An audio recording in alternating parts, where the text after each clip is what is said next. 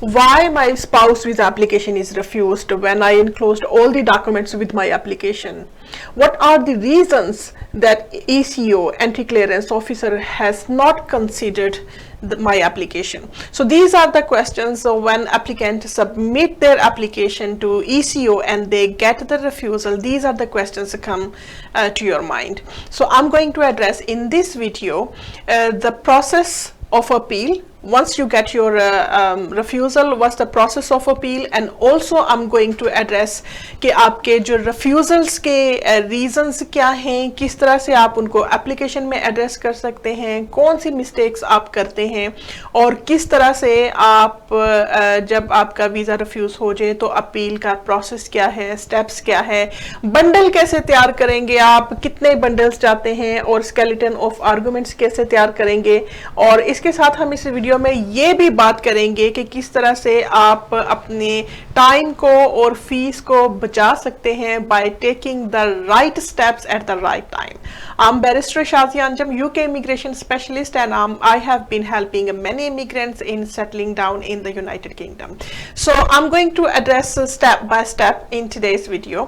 So you can also just ask any question if you have. You can ask me question by sending a short text message, and if you receive any refusal of your spouse visa, you can send me the screenshot of your refusal, and I will assess your case and let you have the merit of appeal or merit of your application if you want to submit the application again or if you have to go for your appeal. So first of all, कि आपके reasons क्या होती है refusal की, issue क्या होता है. Reasons जो होती है वो उसमें दो तरह की रीजंस होती है. एक रीजन फैक्चुअल रीजन होती है और एक रीजन लीगल रीजन होती है. जब हम फैक्चुअल रीजंस की बात करते हैं उसमें आपकी आ जाती है एविडेंस.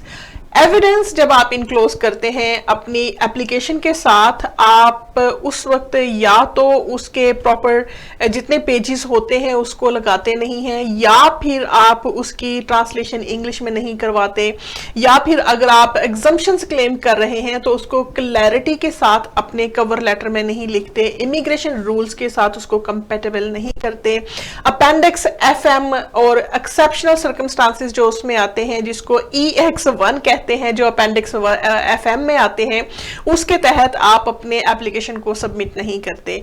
और बहुत सारे लोग जो हैं वो अपेंडिक्स उसके साथ अपेंडिक्स 2 जो एप्लीकेशन फॉर्म के साथ लगता है वो मिस आउट कर देते हैं, या उसके अंदर जब आप अपने सर्कमस्टांसेस लिखना शुरू करते हैं अपेंडिक्स फॉर्म के अंदर, जो अपेंडिक्स 2 है उसके अंदर जब आप अपना फॉर्म फिल करते हैं तो उसके अंदर आप सेल्फ एम्प्लॉयड या एम्प्लॉयड के बारे में जो इंफॉर्मेशन देते हैं वो मिक्स हो जाती है. क्योंकि जब भी आप इंफॉर्मेशन देते हैं तो उसको आप क्लैरिटी के साथ नहीं लिखते. तो ये कुछ रीजन है. उसके अलावा लीगल रीजंस क्या होती हैं, ये तो फैक्चुअल रीजन है जो आपकी एविडेंस बेस्ड होती हैं, जो आप एविडेंस लगाते हैं अपने एप्लीकेशन के साथ, फैक्चुअल रीजन उसको बोलते हैं. अब लीगल रीजंस क्या है, फॉर एग्जांपल इमिग्रेशन रूल्स क्या कहते हैं, ह्यूमन राइट्स क्या कहते हैं, ह्यूमन राइट्स क्लेम क्या कहता है, ये वो चीजें हैं जो आपको कॉम्बिनेशन कंबाइन करनी होती है. समटाइम अगर आप एग्जम्पशन क्लेम करना चाहते हैं तो एग्जम्पशन में आपको ह्यूमन राइट्स के ग्राउंड्स को क्लैरिफाई करना होता है कि किस वजह से आप के साथ ये अनरीजनेबल होगा कि आपके ह्यूमन राइट क्लेम को अगर कंसीडर नहीं किया गया. अगर आप उस क्लेम को एक्सेप्शनल सर्कमस्टांसेस को हाईलाइट नहीं करते, सच एज आर्टिकल 3 ये कहता है कि अगर आपको ऑब्स्टिकल्स हैं, अगर आप कोई ऐसे आपको डिग्रेडिंग ट्रीटमेंट का खदशा है, या अगर आपकी लाइफ को कोई खतरा है, या अगर आपको अपने कंट्री में कोई प्रोटेक्शन नहीं है, तो वो ग्राउंड्स आपने उसमें इन्वॉल्व करना होता है. इसी तरह से ही आपने इसके अंदर अगर आर्टिकल 8 का आप ग्राउंड लेते हैं, फॉर एग्जांपल आपके ब्रिटिश चिल्ड्रन हैं और आप फैमिली जो है वो एक जगह पे नहीं रह रहे, माँ एक कंट्री में है, बाप एक कंट्री में है, और अब आप अपनी एप्लीकेशन करना चाहते हैं क्योंकि आप एज ए फैमिली टुगेदर रहना चाहते हैं, और अगर आपका एप्लीकेशन कंसीडर नहीं किया जाता तो this is going to be breach of your human rights article 8. तो जब ये आप क्लैरिफाई करते हैं कि आप ह्यूमन राइट्स का क्लेम आर्टिकल 3 के तहत कर रहे हैं, विच मीन्स कि आपकी लाइफ को कोई खतरा है, आपकी जिंदगी जो है वो किसी भी डिग्रेड ट्रीटमेंट का आप या आपके बच्चे शिकार हो सकते हैं या शिकार हो रहे हैं, तो गवर्नमेंट आपको प्रोटेक्शन नहीं दे रही, उसका प्रूफ क्या है? पुलिस की रिपोर्ट्स हैं आपके पास, या आपके पास एमपी की रिपोर्ट्स हैं, या उसके अलावा आपके पास कुछ ऐसा प्रूफ है जिसमें आप ये शो करें कि आप ह्यूमन राइट्स का क्लेम क्यों कर रहे हैं, उसको कवर लेटर में आप उसको आइडेंटिफाई करें कि which article you are going to use, article 3 you are going to use, article 8 you are going to use, as well as which immigration rules you are going to rely upon. So immigration rules कौन से आप adopt कर रहे हैं, क्योंकि उसमें different type के rules होंगे। अगर आप बच्चों की बेसिस पे एप्लीकेशन कर रहे हैं, देन डिफरेंट इमिग्रेशन रूल्स के तहत आपकी एप्लीकेशन जाएगी। Even though application form is going to be submitted with the same level of fee, with the same level of appendix 2 form, but still what you have to do, you have to apply the right immigration rules. If you do not apply right immigration set of rules, then your application will be refused on the legal grounds. So I was actually talking about legal grounds. So what kind of legal grounds you can get and what kind of refusal you can receive if you do not rely upon the right immigration rules. सो दो basis होती है refusal की, एक तो factual basis होती है, दूसरी आपकी लीगल रीजंस होती है। अब फैक्चुअल बेसिस में जैसे हमने बात की कि आपकी एविडेंस आ जाती है, और लीगल रीजन में आपके इमिग्रेशन रूल्स, आपका ह्यूमन राइट्स का क्लेम, as well as आपके compelling and compassionate circumstances which can be proved by submitting your evidence from different authorities.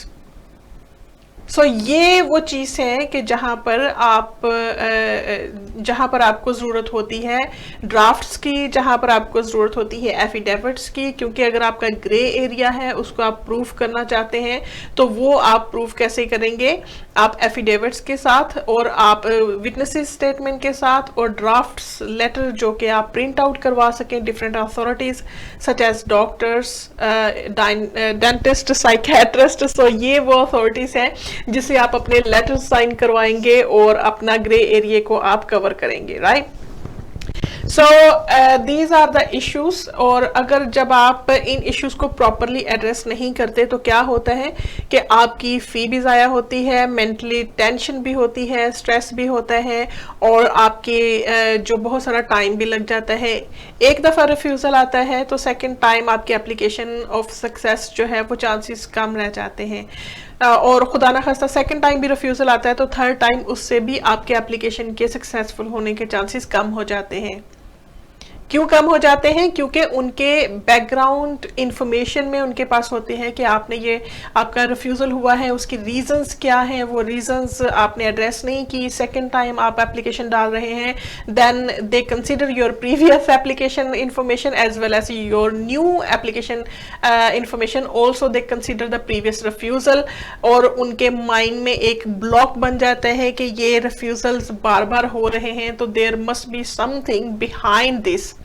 सो ये एक ऐसा मतलब एक चीज़ है, माइंडसेट है जो एंटी क्लियरेंस ऑफिसर के माइंड में छप जाती हैं चीज़ें कि एक दफ़ा रिफ्यूज़ल हो तो दूसरी दफ़ा तीसरी दफ़ा रिफ्यूज़ल के चांसेस होते हैं, unless until there are good reasons for that and you address those reasons.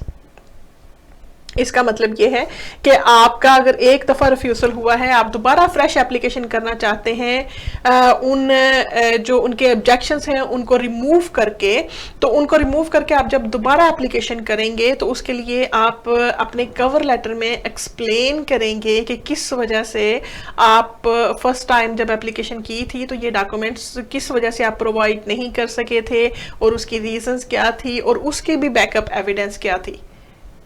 So second time या थर्ड टाइम एप्लीकेशन इसलिए आपका ज़्यादा मोर कॉम्प्लिकेटेड होता जाता है ईसीओ को कन्विंस करने के लिए, क्योंकि एक तो आपको एप्लीकेशन की रीज़न देनी पड़ती है, और दूसरा आपको किस वजह से फर्स्ट टाइम आप वो डॉक्यूमेंट्स प्रोवाइड नहीं कर सके, उसकी भी रीजन जेन्युइन तरीके से कन्विंस करना पड़ता है एंट्री क्लियरेंस ऑफिसर को।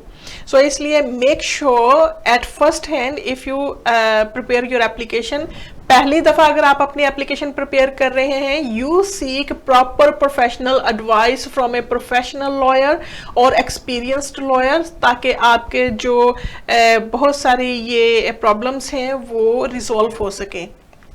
अब आपके अगर आपका एक सोल्यूशन मैं यहाँ पर बताना चाहूंगी कि सोल्यूशन इसका है क्या। First of all as I said कि आपको प्रॉपर प्रोफेशनल किसी भी लॉयर के साथ, इवन अगर आप वन कंसल्टेशन भी बुक करते हैं, then you can have clear picture of your application, you can have clear picture of your documents, you can have a clarity, and also you can fulfill all the obligations under the immigration rules as well as under the human rights claim. इसलिए it's very important, अगर आप खुद भी application कर रहे हैं, at least seek proper professional advice. वो मैं इसलिए कह रही हूँ कि आपकी, क्योंकि जो स्पाउस वीज़ा है उसमें फैमिली राइट्स होते हैं, जो स्पाउस वीज़ा है समटाइम उसमें बच्चों के भी राइट्स होते हैं, आपके ब्रिटिश चिल्ड्रन हैं, आपकी वाइफ है या आपका हस्बैंड है, family must be living together. और उसके लिए आपको इन चीज़ों के जो स्टेप लेने होते हैं, उसके लिए आपको राइट टाइम पे राइट एडवाइस लेने से आपका बहुत सारी हैसल बच जाती है, टाइम बच जाता है और आपके सक्सेसफुल एप्लीकेशन के चांसेस ज़्यादा होते हैं। So first solution is seek proper professional advice, and the second I'm going to tell you, अगर आपको इसमें कोई इशू आ रहा है तो आप बिल्कुल टेक्स्ट कर सकते हैं, only WhatsApp text messages. I will give you short answer to your questions if you ask your questions. Just write down spouse visa consultation, spouse visa consultation, or write down free spouse visa consultation. Then I will try my best to address your questions, and if you receive any refusal, then send me picture of a refusal, and also you must make sure you write a spouse visa free consultation.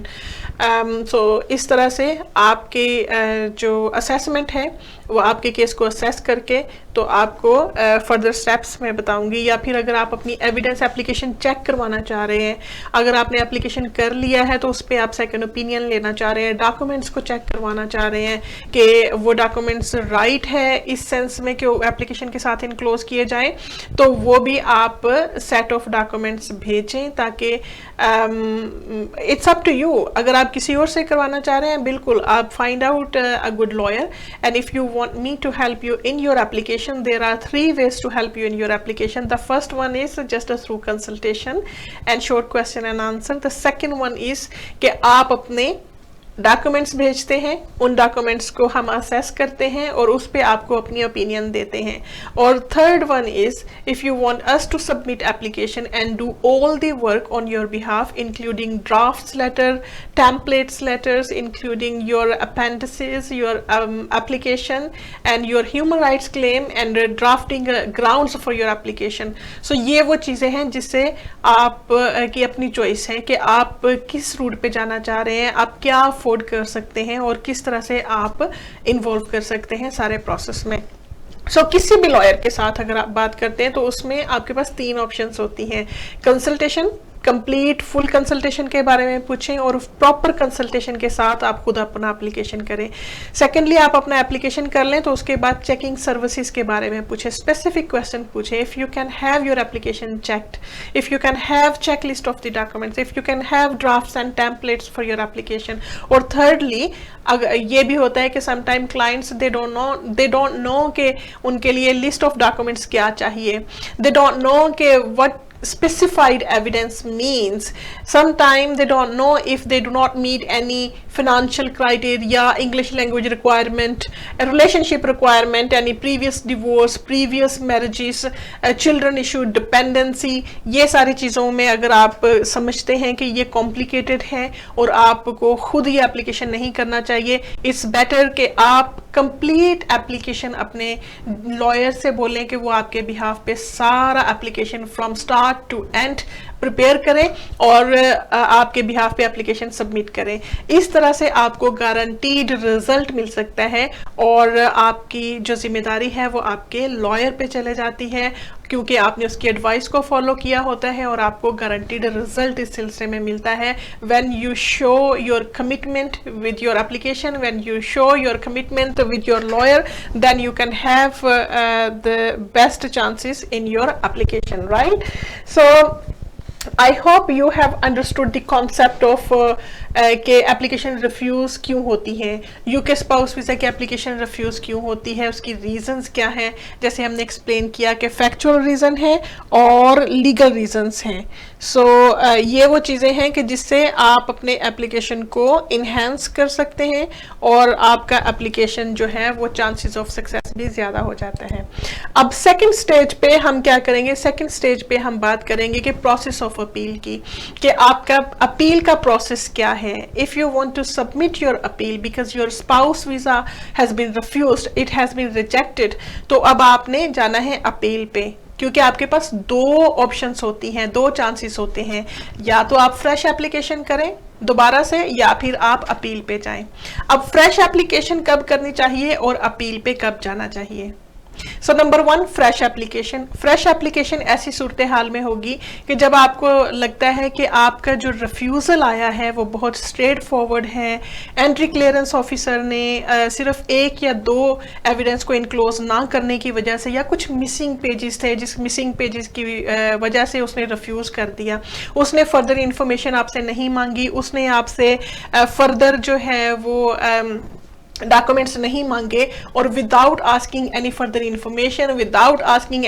Information they have refused your application, UK spouse visa application. Now you consider that it's a simple matter of enclosing those documents. And let me tell you one thing, sometimes people get refusal because they enclose their documents more than 28 days period of time.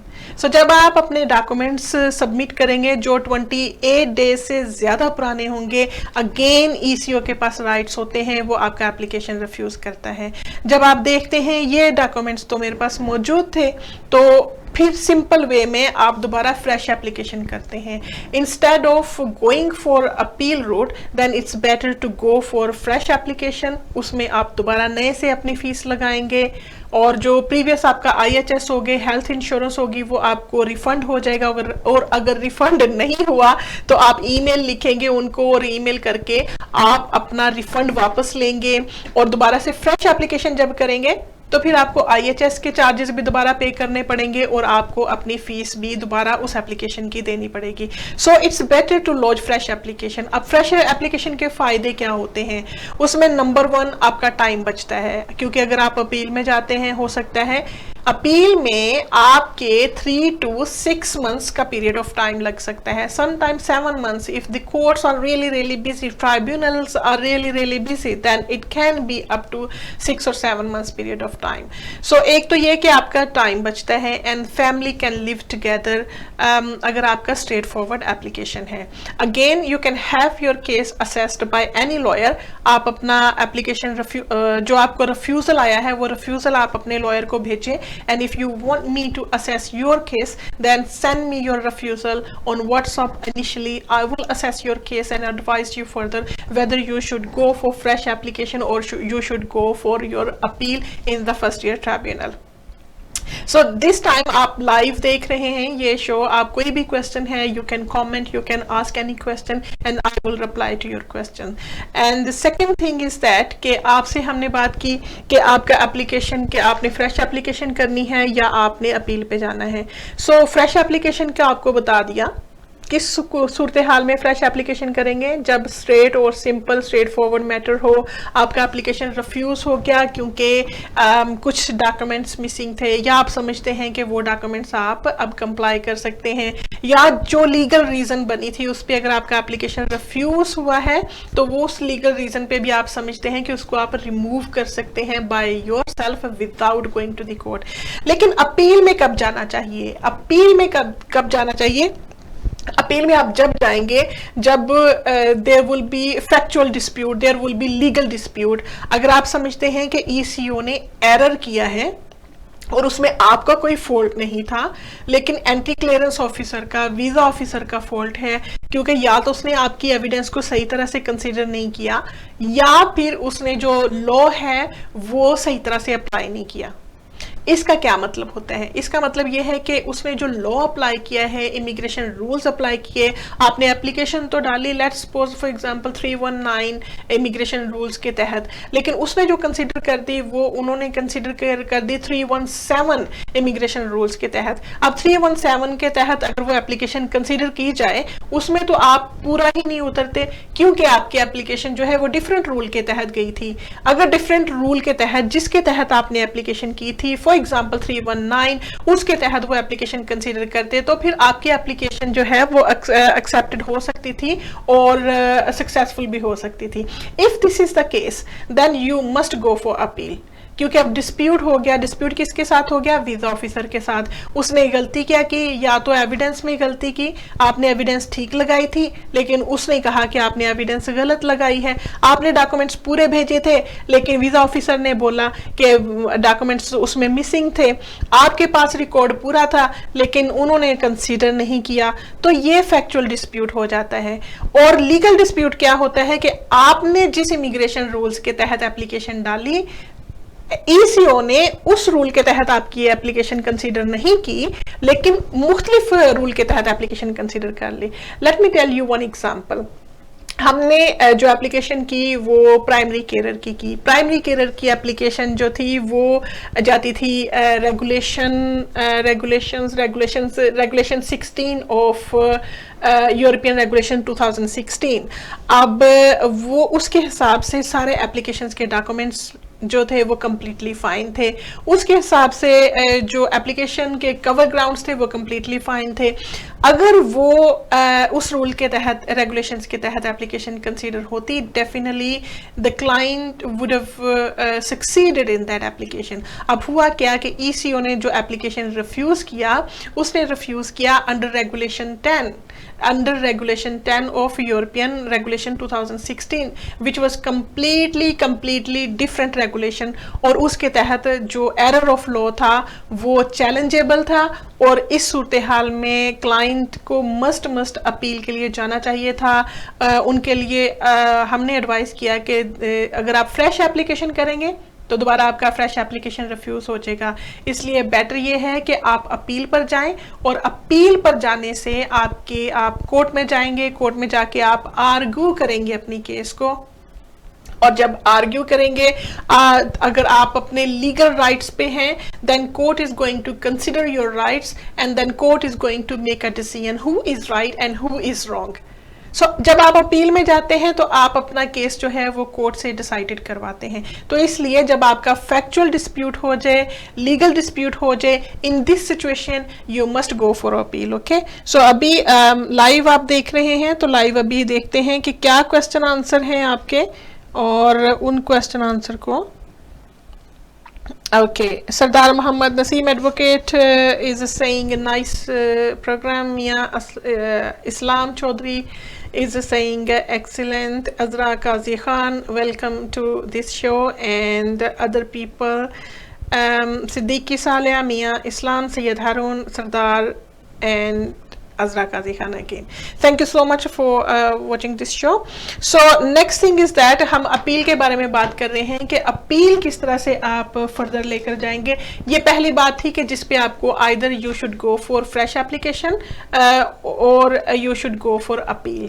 So अब आपने decide कर लिया कि आप appeal पे जा रहे हैं, right? So next thing will be कि आप अपना फर्स्ट बंडल तैयार करेंगे अपील के लिए। तो अपील के लिए जब आप अपना फर्स्ट बंडल तैयार करेंगे उसमें क्या क्या जाता है। ओके, सो फर्स्ट बंडल में ये कि इट डिपेंड्स कि आप इनसाइड द यूनाइटेड किंगडम अपनी अपील कर रहे हैं या आउटसाइड द यूनाइटेड किंगडम अपनी अपील कर रहे हैं, क्योंकि इन कंट्री अपील और आउट कंट्री अपील डिफरेंट होती है, डिफरेंट उसका फॉर्म लगेगा और उसका टाइम पीरियड भी डिफरेंट होता है। इन कंट्री अपील के 14 डेज के अंदर आपको अपील करनी होती है, आउट कंट्री अपील में आपको 28 डेज के अंदर अपील करनी होती है, right. So once you have decided, you are submitting your appeal, in country appeal और आउट कंट्री अपील, तो राइट फॉर्म फिर आप लगाएंगे। डिफरेंट फॉर्म्स होते हैं, डिफरेंट फॉर्म्स के नंबर्स होते हैं। government.uk की वेबसाइट पे जाके अगर आप IAFT फॉर्म उसमें आप IAFT सर्च बॉक्स में डालते हैं, then you will see list of the appeal form and you will choose, you will be able to choose one of those form, appeal form. So once you chosen the right appeal form, उसके बाद फिर आप क्या करेंगे, उस पूरे appeal form को आप कंप्लीट करेंगे। And I have put link in my description box here where you will see my complete video how to complete your appeal form. So appeal form complete करने के लिए जो पूरा प्रोसेस है वो मेरा दूसरी वीडियो में मैंने बताया है। आपको प्रॉपर उसमें कोशिश की है कि आपको A to Z सारे सेक्शंस की इंफॉर्मेशन दी जाए।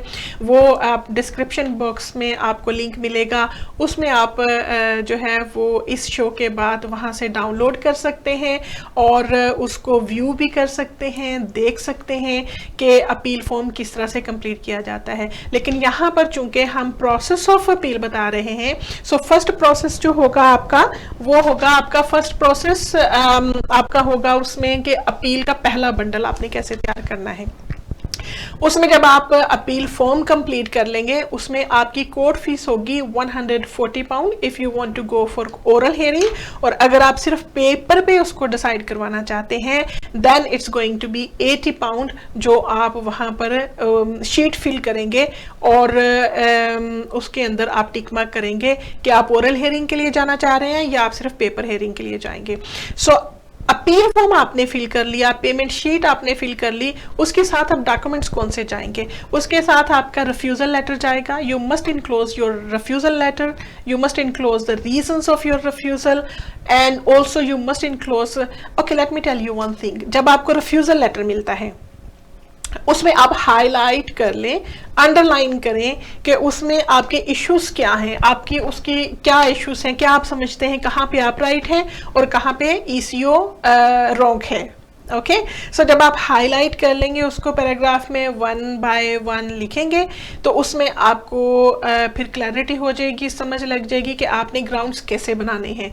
सो यूजुअली जब मैं ग्राउंड्स बनाती हूँ तो कैसे बनाती हूँ, आप उसको जो भी डिस्प्यूट्स हैं उसको आप अंडरलाइन करें कि आपने अपील के ग्राउंड लिखने कैसे हैं।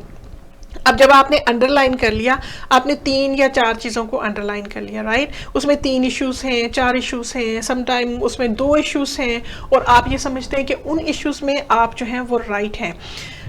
अब आपने अंडरलाइन कर लिया, उनकी जो पैराग्राफ है वो आपने उसमें लिख दिया कि ECO की गलती कहाँ पर थी, राइट, और आप कहाँ पे राइट हैं और क्यों राइट हैं। नीचे उसके पैराग्राफ लिखेंगे कि इस वजह से आप राइट हैं और वो एक्सप्लेन करेंगे, उसको एक्सप्लेनेशन देंगे, उसकी रीज़न लिखेंगे कि किस वजह से आप राइट हैं और उसके साथ उसी डॉक्यूमेंट्स को इनक्लोज करेंगे। उसी पैराग्राफ में आप रिफर कर देंगे। फॉर एग्जांपल अगर आपने कहा कि आप ECO वाज रॉन्ग क्योंकि जो बैंक स्टेटमेंट, उसने कहा जी बैंक स्टेटमेंट मिसिंग है, जो कि विच इज़ कम्प्लीटली रॉन्ग क्योंकि मैंने जो बैंक स्टेटमेंट्स है वो साथ इनक्लोज की थी, तो उसके साथ आप नीचे पैराग्राफ में अपेंडिक्स डालेंगे। अब वो जो आपकी बैंक स्टेटमेंट है उसको फॉर एग्जांपल लेट्स से आपने नाम दे दिया अनेक्जर B का, क्योंकि बैंक स्टेटमेंट है तो यूजुअली इट्स मेमोरेबल, आप अनेक्जर B उसको नाम देते हैं और जो आप ग्राउंड्स लिख रहे हैं उसके अंदर ब्रैकेट में आप अनेक्जर B लिखेंगे, राइट, और उसके आगे कॉलन डाल के आप लिखेंगे bank statements dated so and so, then this will be easier for the judge and for the home office to recognize, to understand what's your case. So first of all आपने reasons लिखी, उसके आपने explanation लिखी, उसके नीचे जो आप documents enclose कर रहे हैं उसका nexus लिखा, then move on to second paragraph. Second paragraph में अगर ECO ने ये बोला कि आपके जो है वो रिलेशनशिप सब्सिस्टेंस नहीं है, so this is the most common ground of your UK spouse visa application refusal, कि वो ये कहते हैं कि आपके आपके रिलेशनशिप सबसिस्टेंस नहीं है, वी आर नॉट सेटिस्फाइड। अब आपने उनका जो रिफ्यूज़ल की रीजंस लिखी, उसके नीचे अपनी एक्सप्लेनेशन कि why do you think your relationship is genuine, your relationship is a subsistence. अब आपका रिलेशनशिप जब सबसिस्टेंट है तो उसकी आप एविडेंस लगाएंगे, प्रूफ ऑफ कॉन्टैक्ट लगा दिए आपने अपने जो proof of visiting each other जो है, कोई अगर आपके पास टिकट्स है, फ्लाइट की टिकट है, आपके व्हाट्सअप चैट है, आपके जो एक दूसरे को आपने ईमेल्स की हैं, पिक्चर्स बनाई हैं, फोटोग्राफ्स बनाए हैं, तो वो आपने साथ अपना एनेक्शर्स करके प्रूफ ऑफ कॉन्टैक्ट लगाना है और उस एनेक्शर्स को आप नाम दे दें एनेक्शर सी। सो आपने ईसीओ की रीजंस लिखी, अपनी एक्सप्लेनेशन लिखी, उसके साथ उस पैराग्राफ के एंड पे annexure C and colon proof of contact, flight details, email details and other proof of contact, right, bracket में। अब तीसरे पैराग्राफ में आ जाए, तीसरे पैराग्राफ में आप तीसरी रीजंस, अगर एसीओ ने ये बोला कि वो सेटिस्फाई नहीं है आपके रिलेशनशिप रिक्वायरमेंट से, फॉर एग्जांपल आपने प्रीवियस जो मैरिज है उसको आपने डिवोर्स नहीं किया और आपने जो न्यू वाइफ है आपकी, सेकंड वाइफ है, उसकी बेसिस पे आपने एप्लीकेशन कर दिया।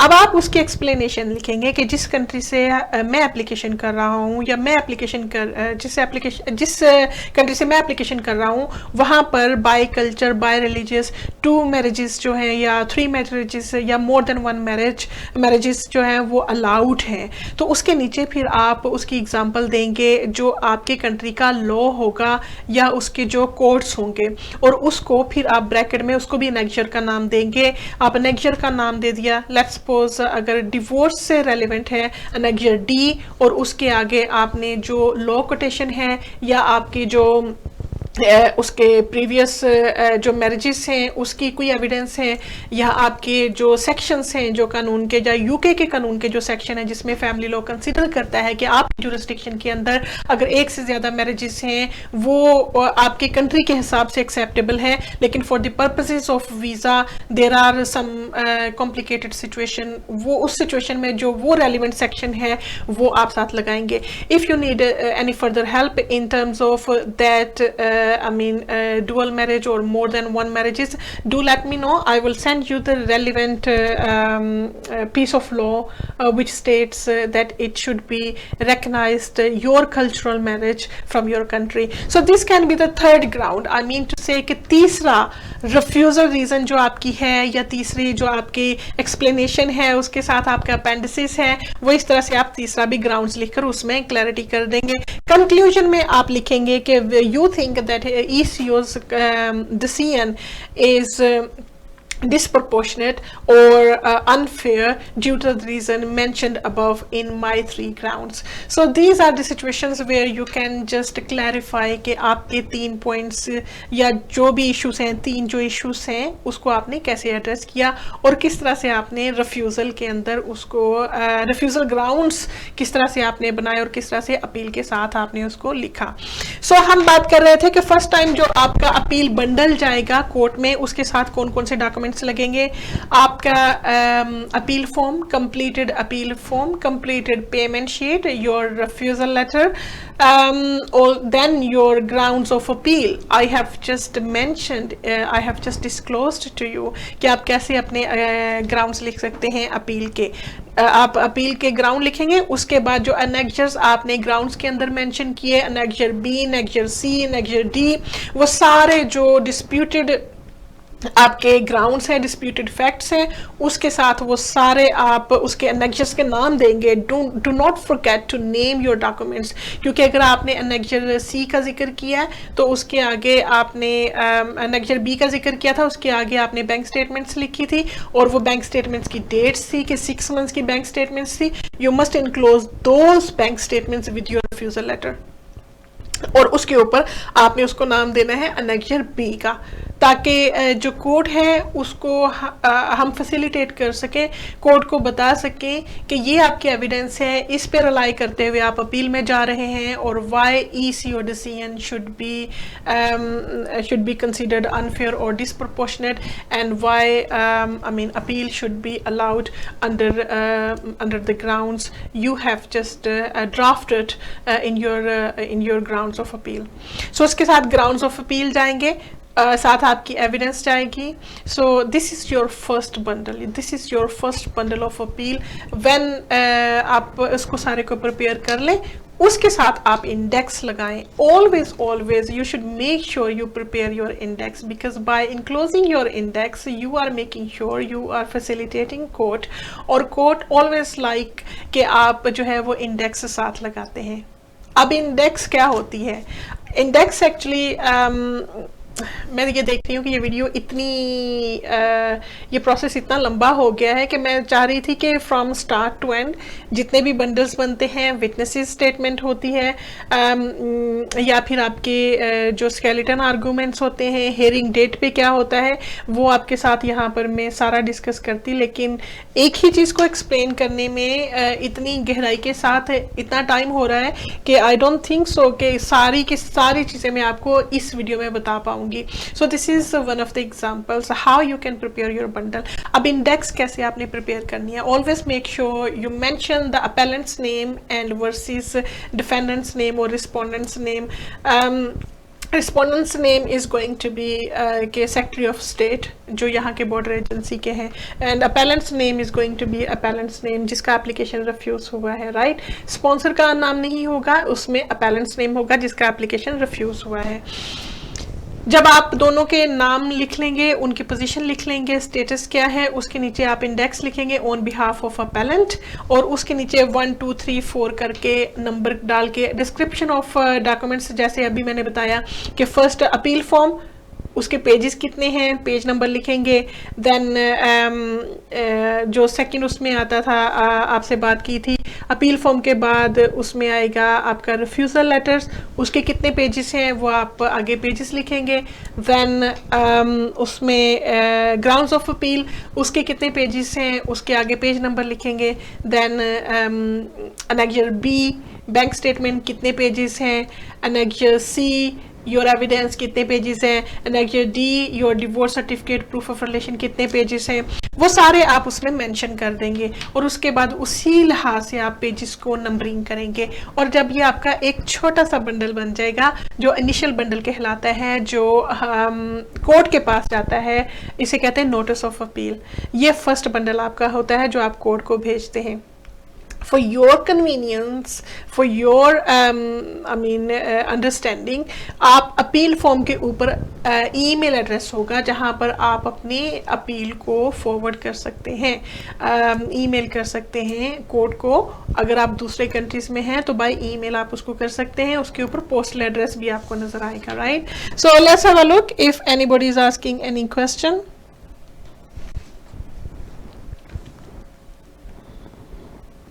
Okay. All right.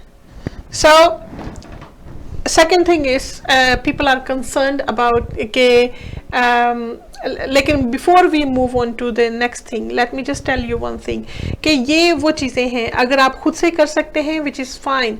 अगर आप चाहते हैं कि आपको जो है वो आपके ग्राउंड्स कुछ डिफरेंट किस्म के हैं, ये तो मैंने आपको एग्जांपल दी, जस्ट 2 एग्जांपल्स दी, 3 एग्जांपल्स दी, और आपको लगता है कि ये जो आपके ग्राउंड्स है डिफरेंट है, या आपकी एविडेंस डिफरेंट है, या इससे भी ज़्यादा कॉम्प्लिकेटेड मैटर है, तो do seek a professional legal advice. और जो है वो यहाँ पर आपको पर्सनल कॉन्टैक्ट नंबर मेरा नज़र आ रहा होगा, डिस्क्रिप्शन बॉक्स में लिंक भी है, वहाँ पर आप अपॉइंटमेंट भी बुक कर सकते हैं और अपने जो रिफ्यूज़ल लेटर भेज के असेसमेंट करवा सकते हैं.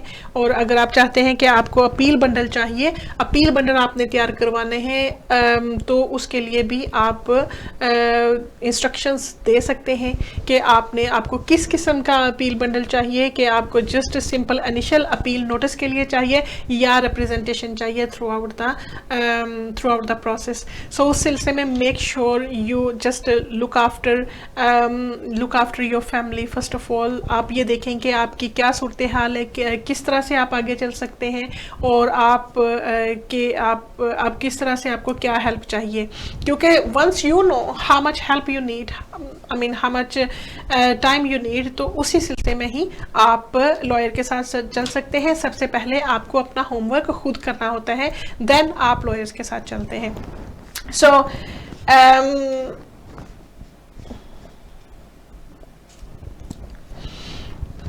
अच्छा, ये तो आपकी ये होगी बात कि आपका जो फर्स्ट आपने नोटिस ऑफ अपील तैयार किया, और नोटिस ऑफ अपील तैयार करने के बाद आपने कोर्ट को भेज दिया। सो अब उसके बाद आपका जो सेकंड थिंग आती है वो ये है कि आप को ये टाइम पीरियड फिर कितना लगता है, उसके बाद क्या होता है। अब आपने अपील फॉर्म जब भेज दिया उसके बाद यूजुअली 3 to 4 weeks टाइम में, sometime if tribunals are busy, they are the courts are busy, then it can be up to 6 weeks time. तो वो आपकी पेमेंट जो कोर्ट फीस होती है वो आपके बैंक अकाउंट से डिडक्ट हो जाती है। उसके बाद आपको एक्नॉलेजमेंट नोटिस ऑफ अपील आ जाता है, उसके ऊपर आपका अपील का रेफरेंस नंबर लिखा होता है। अब अपील के रेफरेंस नंबर लिखने के बाद जब आप every time when ever you make any communication with the tribunal, make sure you must mention your appeal reference number.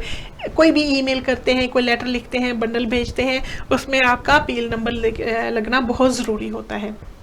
सो उसमें जब आपको नोटिस ऑफ अपील एक्नॉलेजमेंट का मिल जाता है कोर्ट की तरफ से, जो कोर्ट ट्राइब्यूनल जो ट्राइब्यूनल रूल्स हैं, फर्स्ट ईयर ट्राइब्यूनल रूल्स ये कहते हैं कि जो शुरू के इनिशियल पीरियड्स होते हैं within 3-4 weeks time you should be receiving your acknowledgement of letter appeal का। और उसके बाद लेकिन सम टाइम कोर्ट्स अगर बिजी हैं तो कोर्ट के डिस्कशन में थोड़ा डिले भी हो सकता है।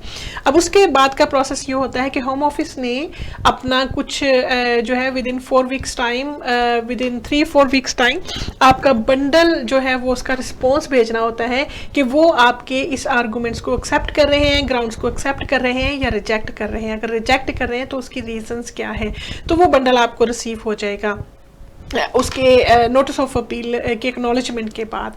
जैसे ही वो बंडल आपको रिसीव होता है उसके बाद आपका सेकंड बंडल की प्रेपरेशन तैयार होनी शुरू हो जाती है। अब सेकंड बंडल की प्रेपरेशन में क्या आता है, सेकंड बंडल की प्रेपरेशन में आपका enhance witnesses statement, witness statement from appellant, witness statement for your sponsor, witness statement from any third party you think that they are directly relevant to this appeal. So उसमें witnesses statement आएंगी। आपकी further evidence जब आप home office का bundle को पढ़ेंगे, देखेंगे, उसके बाद फिर आप फर्दर उसकी प्रेपरेशन करेंगे कि आपको फर्दर कौन से एविडेंस अब चाहिए, उसके उनका जो रिस्पॉन्स है उसको रिजेक्ट करने के लिए या कॉन्ट्राडिक्ट करने के लिए। क्योंकि अगर आप समझते हैं कि दे आर स्टिल रॉन्ग, फिर आप अपने केस को फाइट करने के लिए, केस को जीतने के लिए आप फर्दर उसके जो डॉक्यूमेंट्स हैं वो इनक्लोज करेंगे, फर्दर जो आप अपनी स्टेटमेंट में पॉइंट ऑफ फैक्ट्स लिखेंगे और जो स्केलेटन आर्गूमेंट्स उसके साथ लिखेंगे लीगल आर्गूमेंट्स को क्लैरिफाई करने के लिए, और फर्दर इंडेक्स बनेगी, आपका प्रॉपर बंडल बनेगा इस स्टेज पे। अब वो प्रॉपर बंडल कैसे बनता है, विटनेस स्टेटमेंट में क्या लिखा होना चाहिए, आपको हियरिंग डे के लिए कैसे प्रेपरेशन करनी है, आपको कैसे एक क्रेडिबल विटनेस बनना है, उसके लिए हम आपको नेक्स्ट वीडियो में बताएंगे। इन द मीन टाइम अगर आपका कोई आप इतना वेट नहीं कर सकते और आपका जो है वो टाइम इज़ रनिंग आउट और आपको अपील लॉन्च करनी है और जो है वो आप के पास जो है वो रीजंस है कि किस वजह से आपका अपील सक्सेसफुल होना चाहिए, टॉक टू योर लॉयर, उनको एक्सप्लेन करें, इंस्ट्रक्शंस दें, बताएं। और अगर if you want me to represent you in your appeal matter for your UK spouse visa application rejection और refusal, so I have been helping many people in their appeal matters as well as in their application matter.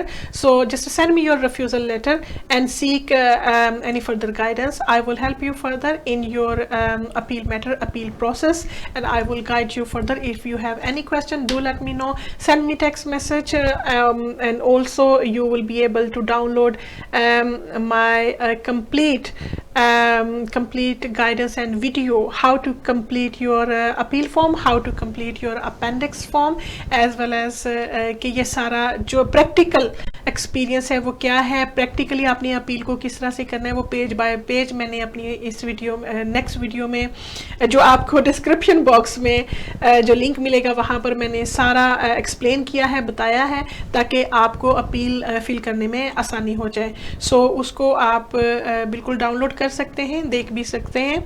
और in the mean time अपना बहुत सारा ख्याल रखिएगा। Take care of yourself and take care of your family in this pandemic. We are all in the same boat, and we have to look after ourselves, we have to look after community, and also we have to help other people so that they can come out of their critical situation. So barrister Shazia Anjum को इजाज़त दीजिएगा। अल्लाह हाफिज़।